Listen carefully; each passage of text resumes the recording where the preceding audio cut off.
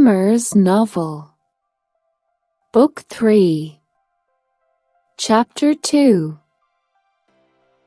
No misfortune occurred again to prevent the ball.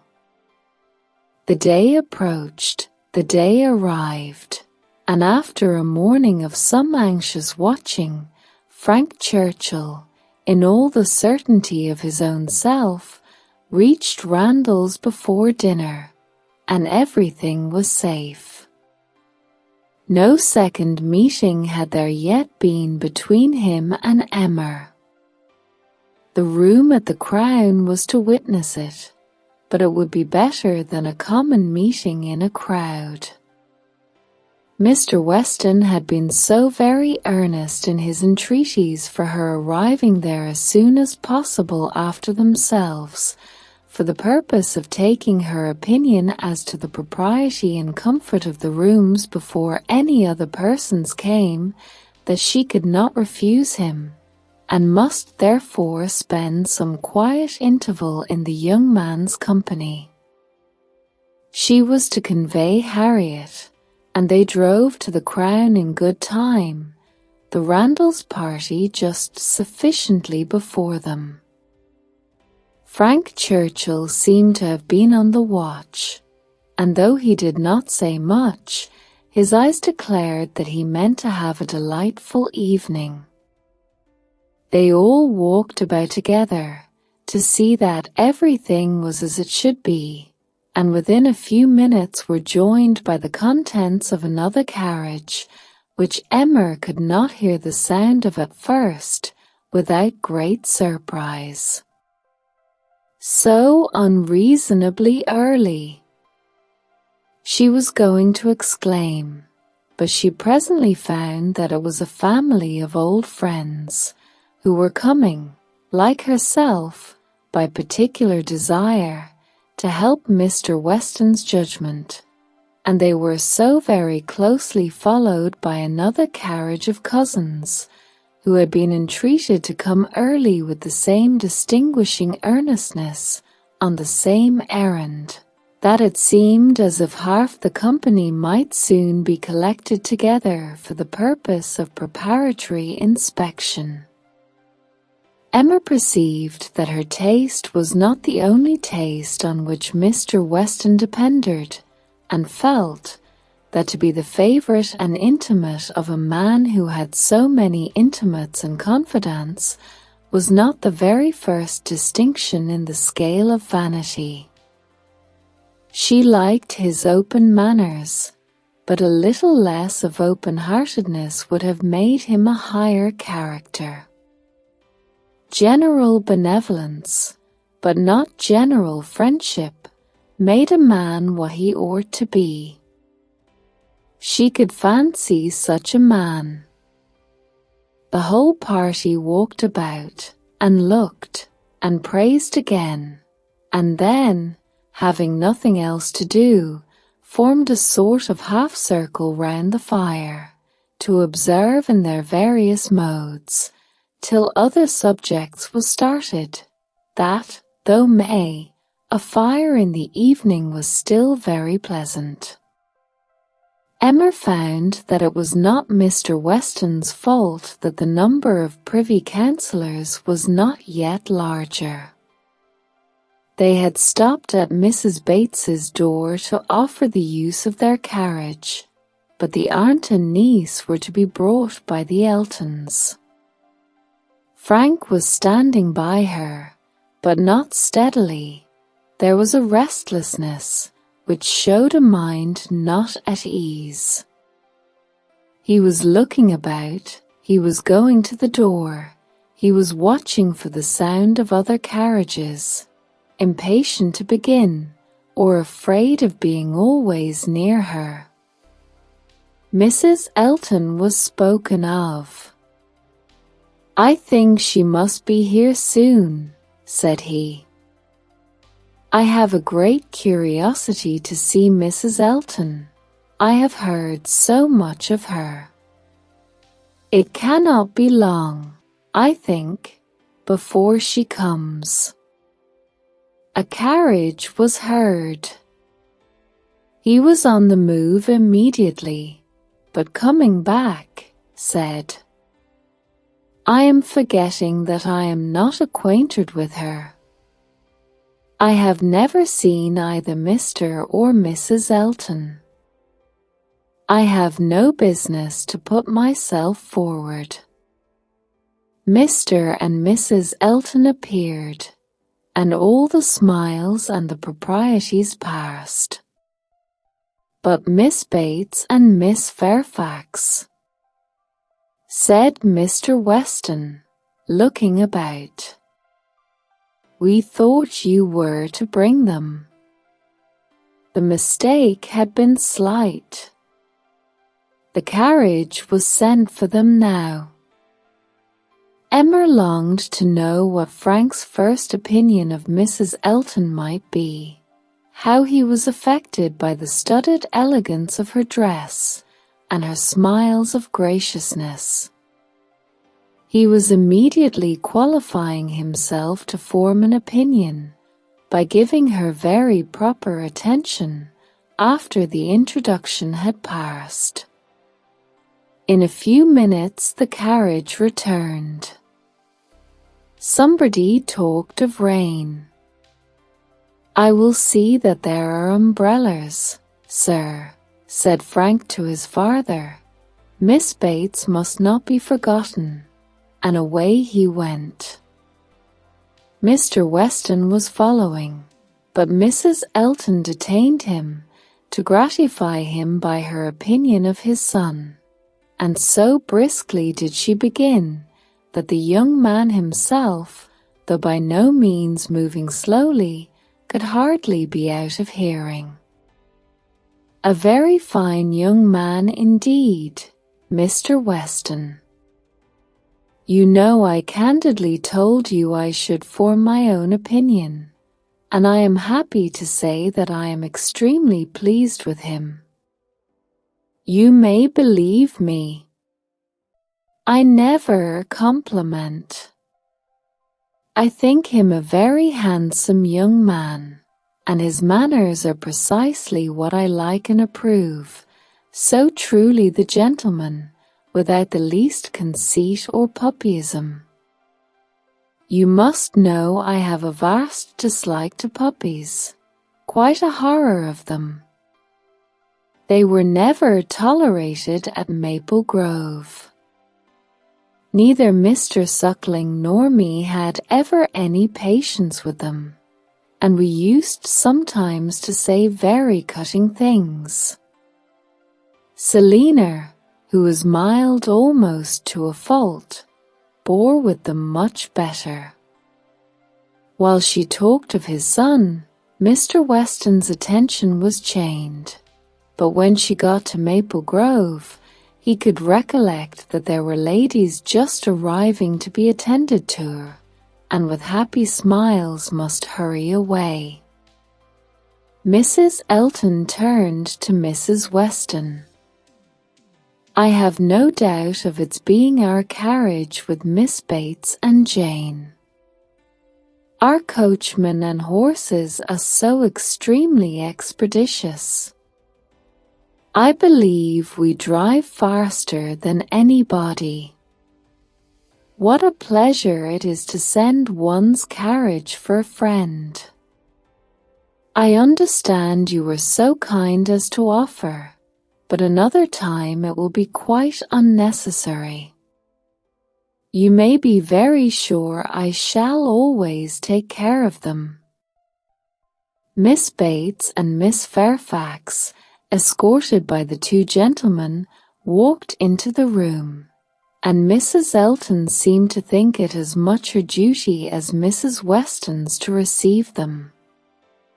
Her gestures and movements might be understood by anyone who looked unlike Emma, but her words, everybody's words, were soon lost under the incessant flow of Miss Bates, who came in talking, and had not finished her speech under many minutes after her being admitted into the circle at the fire. As the door opened she was heard. "So very obliging of you," No rain at all. Nothing to signify. I do not care for myself. Quite thick shoes. And Jane declares, well, as soon as she was within the door, well, this is brilliant indeed. This is admirable. Excellently contrived, upon my word. Nothing wanting. Could not have imagined it. So well lighted up. Jane, Jane, look. Did you ever see anything? Mr. Weston, you must really have had Aladdin's lamp. Good Mrs. Stokes would not know her own room again. I saw her as I came in. She was standing in the entrance. Mrs. Stokes, said I, but I had not time for more. She was now met by Mrs. Weston. Very well. I thank you, madam. I hope you are quite well. Very happy to hear it. So afraid you might have a headache. Seeing you pass by so often, and knowing how much trouble you must have. Delighted to hear it indeed. Dear Mrs. Elton, so obliged to you for the carriage. Excellent time. Jane and I quite ready. Did not keep the horses a moment. Most comfortable carriage. And I am sure our thanks are due to you, Mrs. Weston, on that score. Mrs. Elton had most kindly sent Jane a note, or we should have been. But 2 such offers in one day. Never were such neighbors. I said to my mother, upon my word, madam. Thank you, my mother is remarkably well. Gone to Mr. Woodhouse's. I made her take her shawl, for the evenings are not warm. Her large new shawl, Mrs. Dixon's wedding present. So kind of her to think of my mother. Bought at Weymouth, you know, Mr. Dixon's choice. There were 3 others, Jane says, which they hesitated about some time. Colonel Campbell rather preferred an olive. My dear Jane, are you sure you did not wet your feet? It was but a drop or 2, but I am so afraid. But Mr. Frank Churchill was so extremely, and there was a mat to step upon. I shall never forget his extreme politeness. Mr. Frank Churchill, I must tell you my mother's spectacles have never been in fault since. The rivet never came out again. My mother often talks of your good nature. Does not she, Jane? Do not we often talk of Mr. Frank Churchill? Here's Miss Woodhouse. Dear Miss Woodhouse, how do you do? Very well, I thank you. Quite well. This is meeting quite in Fairyland. Such a transformation. Must not compliment, I know, eyeing Emma most complacently. That would be rude. But upon my word, Miss Woodhouse, you do look.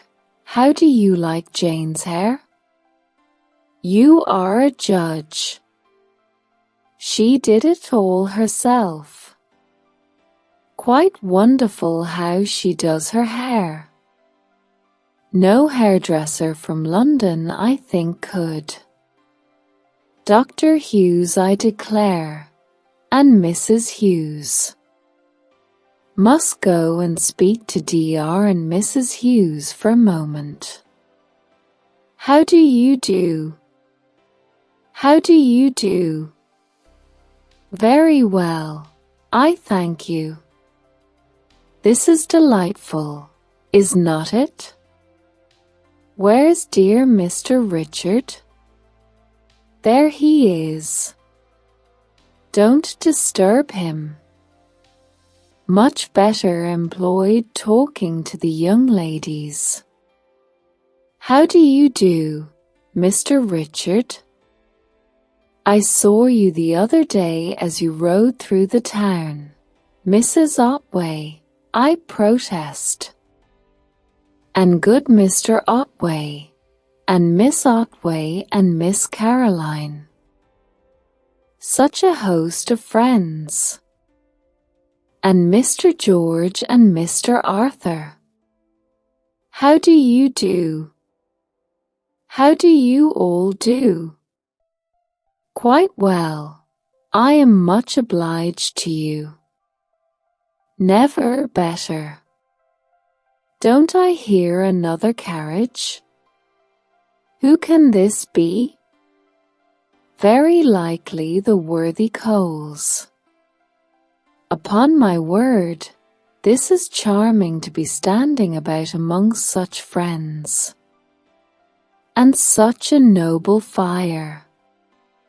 I'm quite roasted. No coffee, I thank you. For me, never take coffee.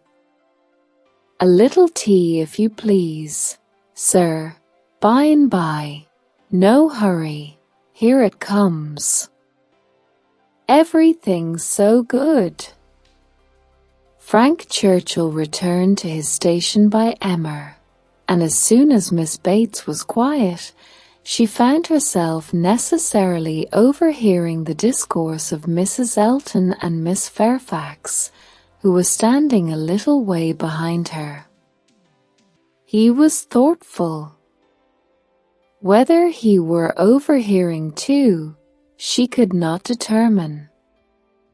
After a good many compliments to Jane on her dress and look, compliments very quietly and properly taken, Mrs. Elton was evidently wanting to be complimented herself, and it was, how do you like my gown?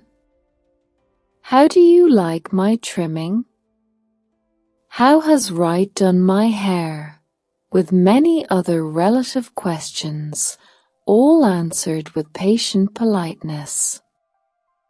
Mrs. Elton then said, Nobody can think less of dress in general than I do, but upon such an occasion as this, when everybody's eyes is so much upon me, and in compliment to the Westons, who I have no doubt are giving this ball chiefly to do me honour, I would not wish to be inferior to others.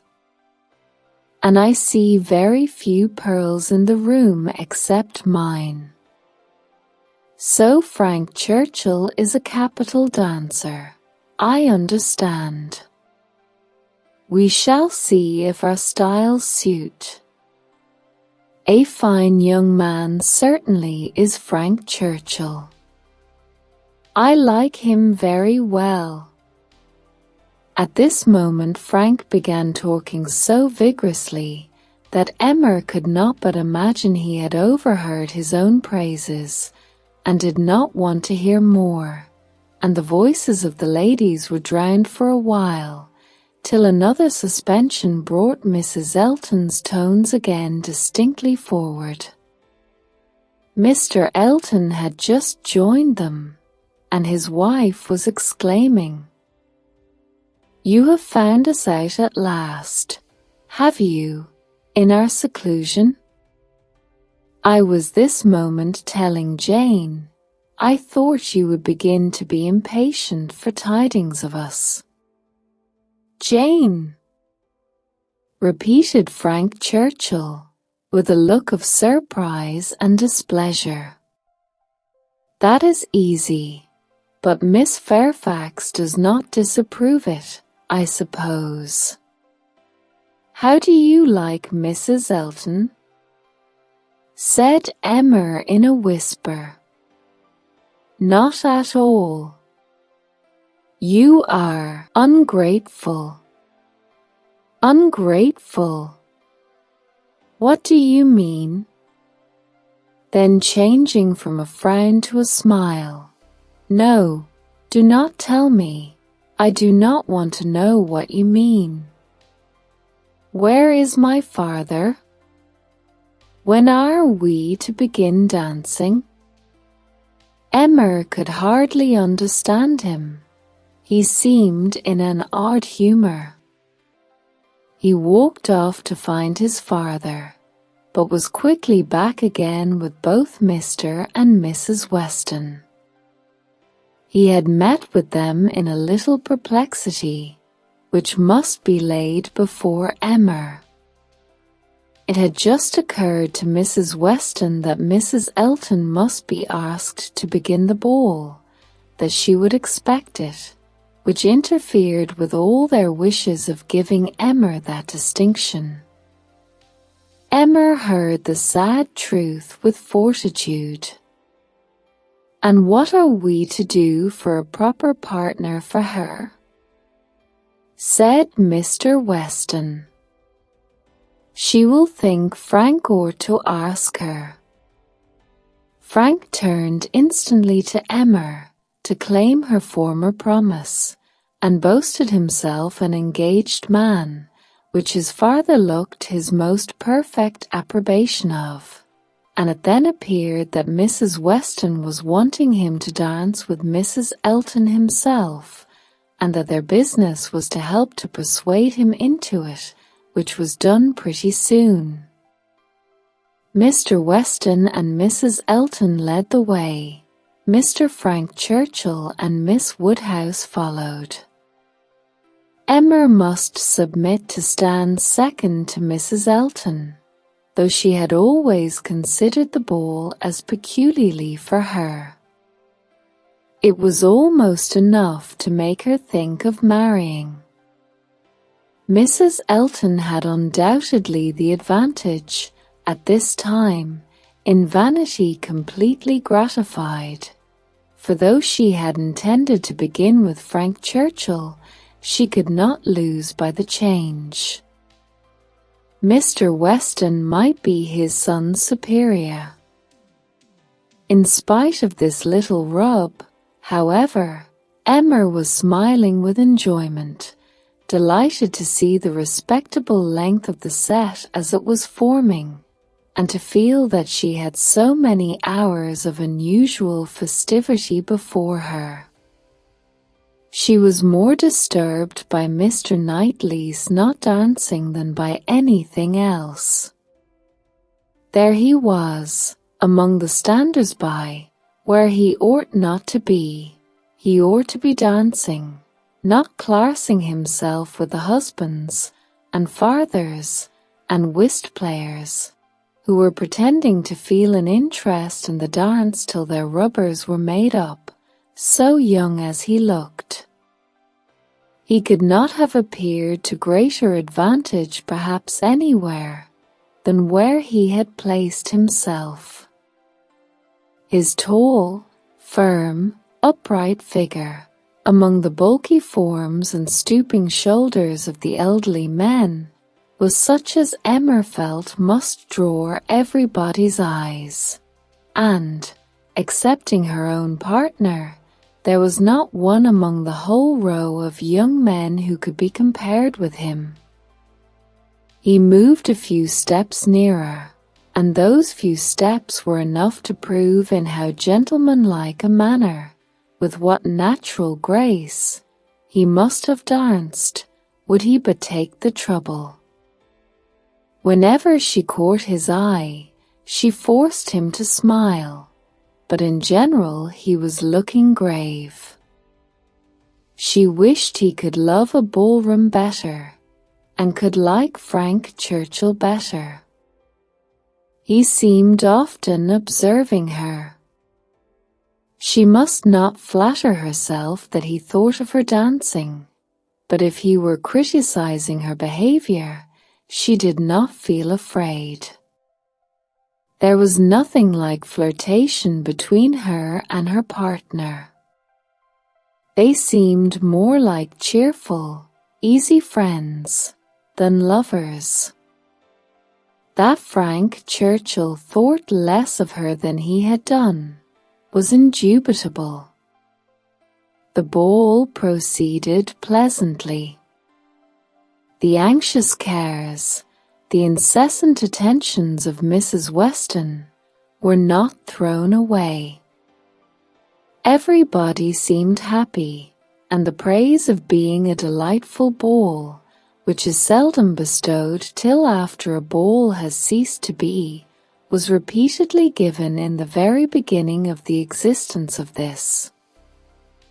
Of very important, very recordable events, it was not more productive than such meetings usually are. There was one, however, which Emma thought something of.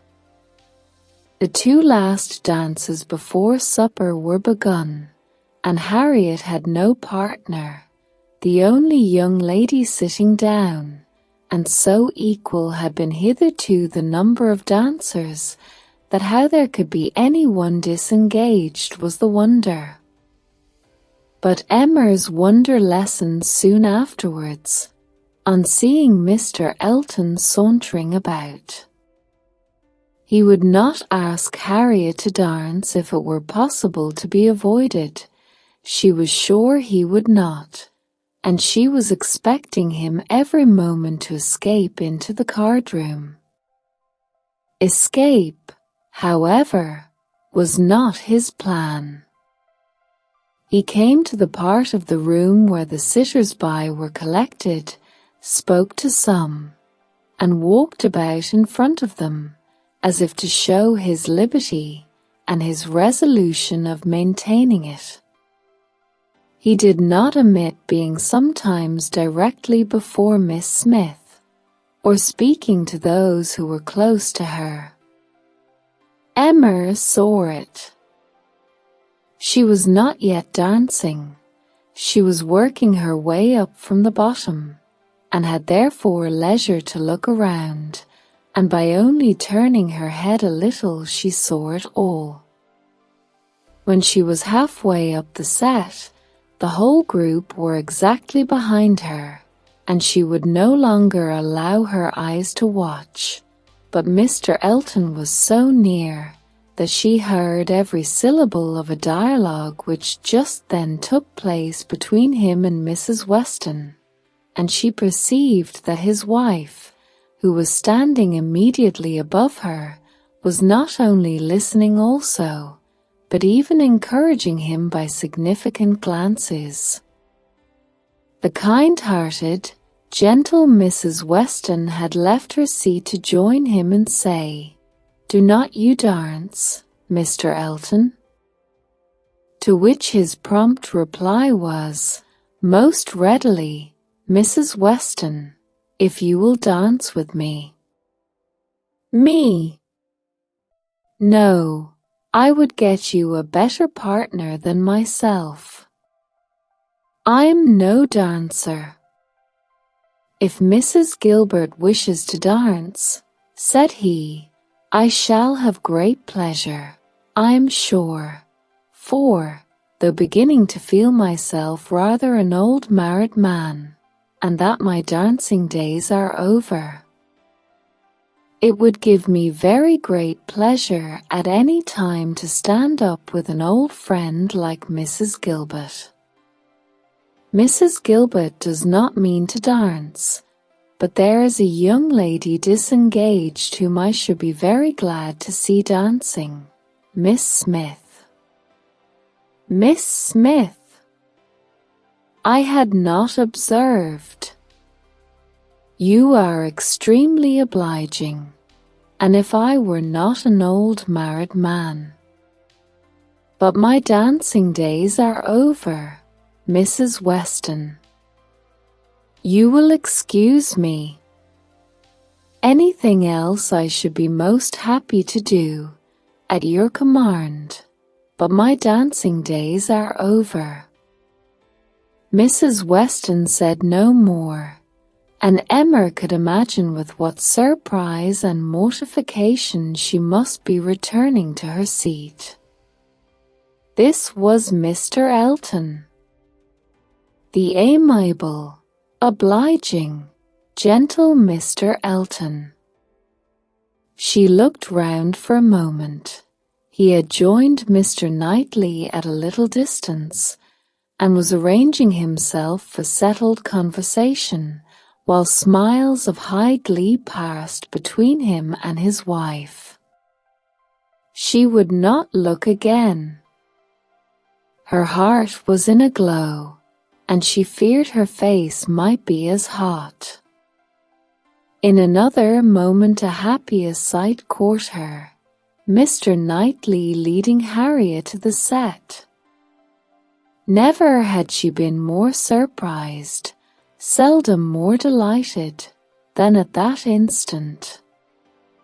She was all pleasure and gratitude, both for Harriet and herself, and longed to be thanking him, and though too distant for speech, her countenance said much, as soon as she could catch his eye again.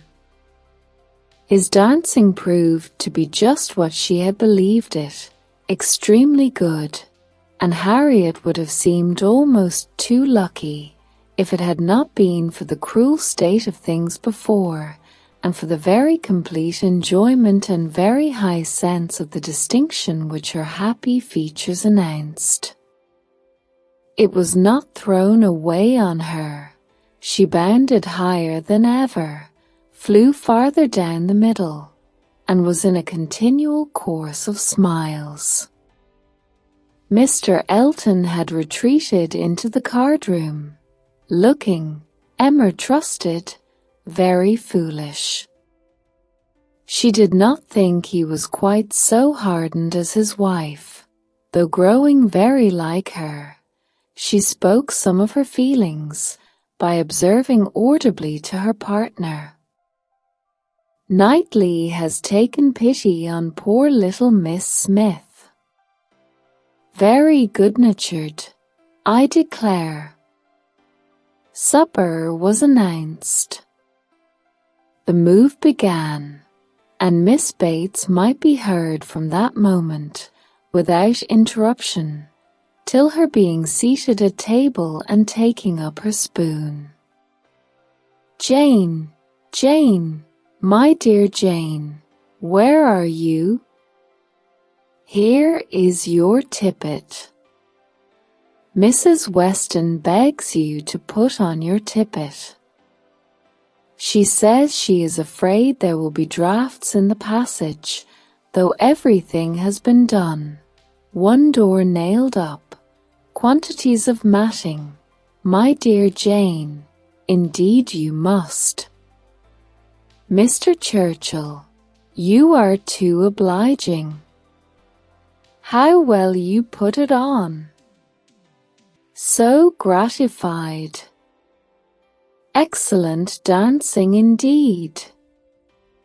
Yes, my dear, I ran home, as I said I should, to help grandmamma to bed, and got back again, and nobody missed me. I set off without saying a word, just as I told you. Grandmamma was quite well, had a charming evening with Mr. Woodhouse, a vast deal of chat, and backgammon. Tea was made downstairs, biscuits, and baked apples and wine before she came away, amazing luck in some of her throws, and she inquired a great deal about you, how you were amused, and who were your partners. Said I, I shall not forestall Jane. I left her dancing with Mr. George Otway. She will love to tell you all about it herself tomorrow. Her first partner was Mr. Elton. I do not know who will ask her next. Perhaps Mr. William Cox. My dear sir, you are too obliging. Is there nobody you would not rather? I'm not helpless. Sir, you were most kind. Upon my word, Jane on one arm, and me on the other. Stop, stop, let us stand a little back. Mrs. Elton is going.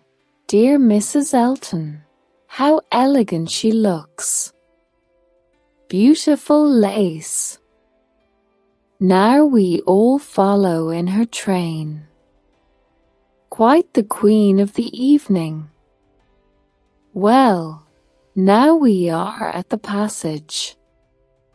2 steps. Jane, take care of the 2 steps. No, there is but 1. Well, I was persuaded there were 2.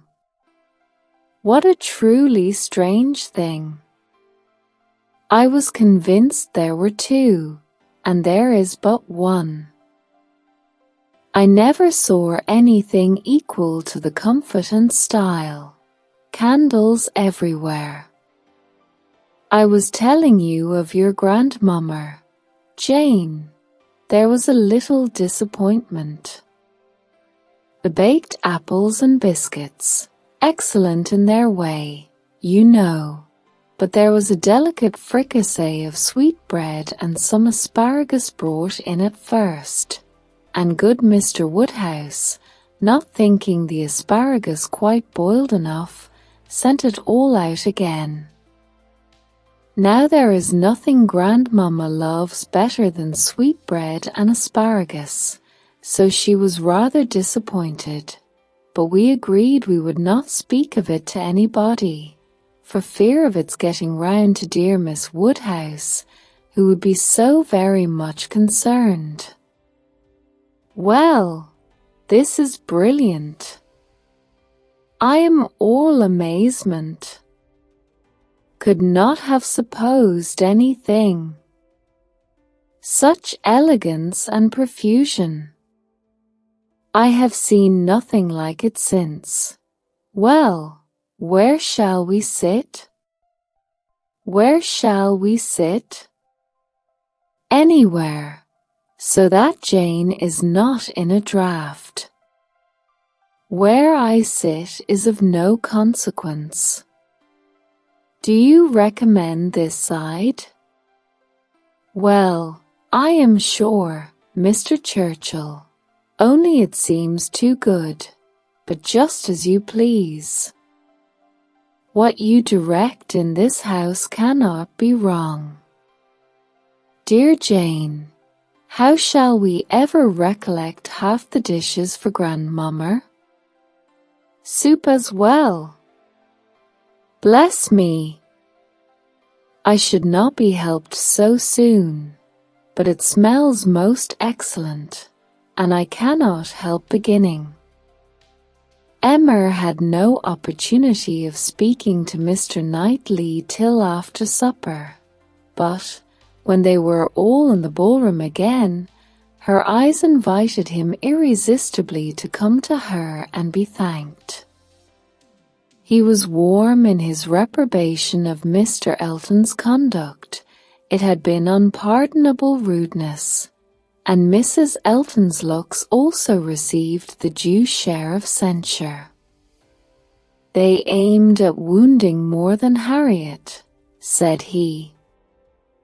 Emma, why is it that they are your enemies? He looked with smiling penetration, and, on receiving no answer, added, she ought not to be angry with you, I suspect, whatever he may be. To that surmise, you say nothing, of course. But confess, Emma, that you did want him to marry Harriet." "I did," replied Emma, "and they cannot forgive me." He shook his head, but there was a smile of indulgence with it, and he only said, "I shall not scold you. I leave you to your own reflections. Can you trust me with such flatteries? Does my vain spirit ever tell me I am wrong? Not your vain spirit, but your serious spirit. If one leads you wrong, I am sure the other tells you of it. I do own myself to have been completely mistaken in Mr. Elton. There is a littleness about him which you discovered, and which I did not, and I was fully convinced of his being in love with Harriet. It was through a series of strange blunders. And, in return for your acknowledging so much, I will do you the justice to say that you would have chosen for him better than he has chosen for himself. Harriet Smith has some first-rate qualities, which Mrs. Elton is totally without. An unpretending, single-minded, artless girl, infinitely to be preferred by any man of sense and taste to such a woman as Mrs. Elton. I found Harriet more conversable than I expected. Emma was extremely gratified. They were interrupted by the bustle of Mr. Weston calling on everybody to begin dancing again. "Come, Miss Woodhouse, Miss Otway, Miss Fairfax, what are you all doing? Come, Emma, set your companions the example. Everybody is lazy. Everybody is asleep." "I am ready," said Emma, "whenever I am wanted." "Whom are you going to dance with?" asked Mr. Knightley. She hesitated a moment, and then replied, "With you, if you will ask me." "Will you?" said he, offering his hand. "Indeed I will. You have shown that you can dance, and you know we are not really so much brother and sister as to make it at all improper." "Brother and sister? No, indeed.